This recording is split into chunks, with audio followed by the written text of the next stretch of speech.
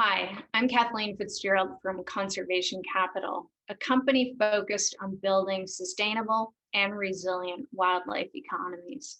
For nearly 20 years, Conservation Capital has been developing innovative and business-driven solutions to support the world's most important conservation landscapes and seascapes.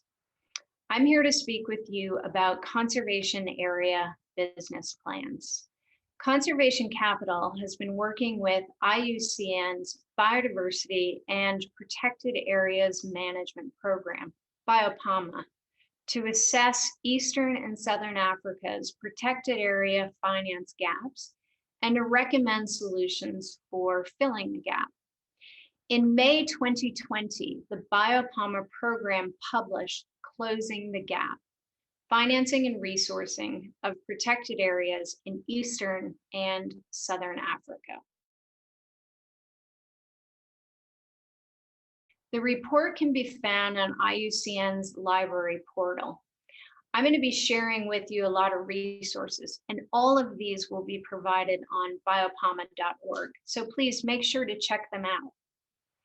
The Closing the Gap report provides an overview of the current status of protected area funding in Eastern and Southern Africa, covering 24 countries, with the goal to understand the extent of the funding challenge protected area managers face throughout Africa. The report also outlines different innovative financial mechanisms that might be used to decrease the funding gap, such as payment for ecosystem services, debt for nature swaps, and conservation trust funds. All of these potential solutions are described in the report with specific examples. So the bad news is there's a major gap in protected area funding in East and Southern Africa. And I suspect you already know that given you're watching this video. But the good news is that there are a lot of incredible, innovative solutions already being implemented in Africa. We just need to replicate and scale these up.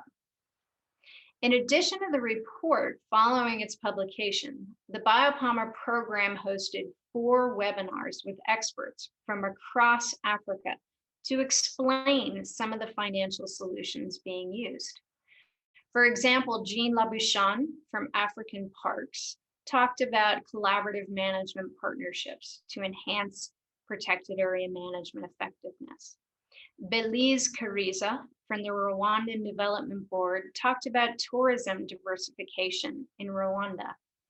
And Jamie Hendrickson from Wildlife Works spoke about how to develop a carbon credit program that will support protected area management and community development. One of the key aspects that we highlight in the Closing the Gap report is that before you embark on filling your funding gap, you need to understand the gap itself. How much money do you actually need to effectively manage your protected area? What are the existing sources of revenue? And what is the gap that you need to fill? Having a clear understanding of these aspects is critical for any protected area manager and is vital for any fundraising and for the development of innovative solutions. The way you can do this is through a conservation area business plan, which is relevant for national protected areas, community, and private conservation areas. Now, many of you might be thinking, but we have a budget in our general management plan.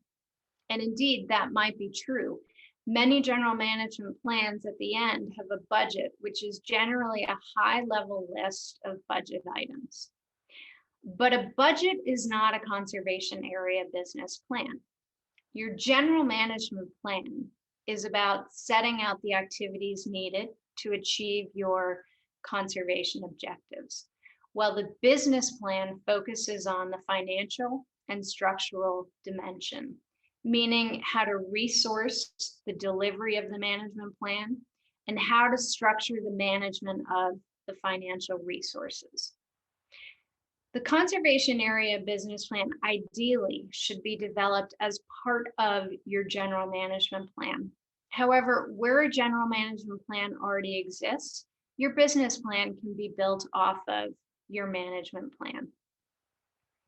A proper conservation area business plan includes three major components.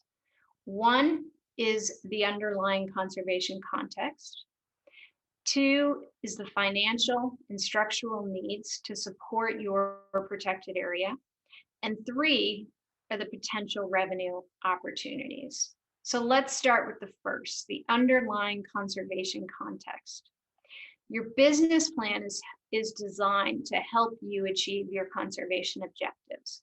So the first step is confirming and understanding your conservation targets and your threats.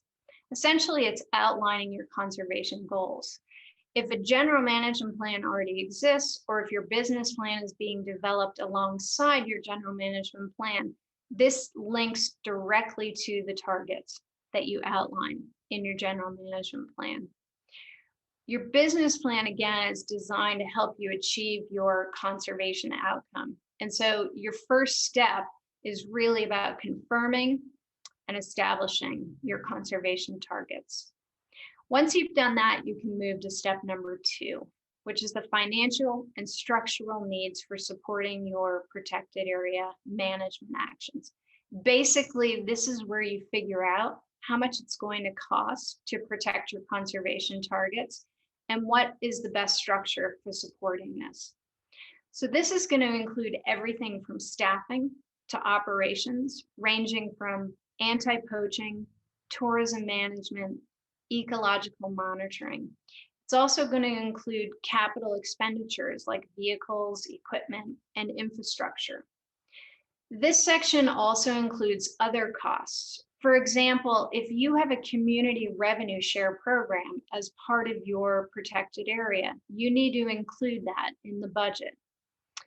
If you're considering developing a reserve fund that will ensure that during a pandemic or political crisis, you have enough funds to carry you through that crisis period, this is where you budget that.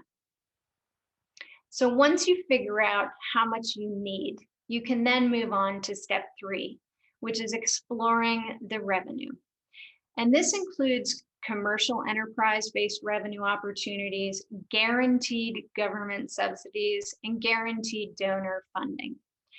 Basically, this section is about how you're going to pay for your protected area management. And this will include everything from user fees, wildlife permits, entrance fees, as well as other revenue sources, like maybe you have revenue coming from carbon credits or a payment for ecosystem services. This is where you build that into the revenue side of your budget. A proper conservation area business plan, once you're done with the 3 steps, will deliver a comprehensive roadmap and a strategy to deliver more sustainable conservation operations, increased impact, and benefits to communities. The business plan will help identify clear funding gaps, which can then be used to develop innovative financial models, explore other revenue opportunities, many of which are highlighted in the Closing the Gap report. Given the fierce competition over biodiversity funding, having a business plan appeals to potential donors, and you may choose to develop a fundraising strategy using your business plan. Business plans should be developed at agency level as well as park level if this is for a national protected area estate. For example, if retaining revenue at park level is part of your strategy, this needs to be consistent with and supportive of the agency level business plan. On biopama.org, we include a list of resources available for conservation area business plans. IUCN, for example, is working with Earthwatch on the Earth Skills Network, a partnership between the conservation and business worlds. And it provides an opportunity for your organization to work with business professionals to build business and management effectiveness skills, to participate in training programs, to benefit from business mentoring and support, and a network with other business and protected area professionals. Conservation Capital has designed a tool for developing conservation area business plans, and we provide the service to government, communities, and individual landowners. So please contact me if you're interested in exploring this. BIOPAMA is also interested in potentially providing a training on conservation area business plans. So if this is of interest to you, please contact Christine Menzel at the BIOPAMA program. Lastly, the Conservation Finance Alliance has some sample protected area plans on their website. So check this out as well. Protected areas are the building blocks for biodiversity conservation. They're also economic drivers. They provide rural employment and they stimulate rural development and economies. And they secure vital ecosystem services upon which people, wildlife, and our economies depend. We hope that the resources that we've outlined in this video will help you attract additional funding to support the very important work that you're doing to ensure that Africa's protected areas are effectively managed and will stand the test of time. Thank you.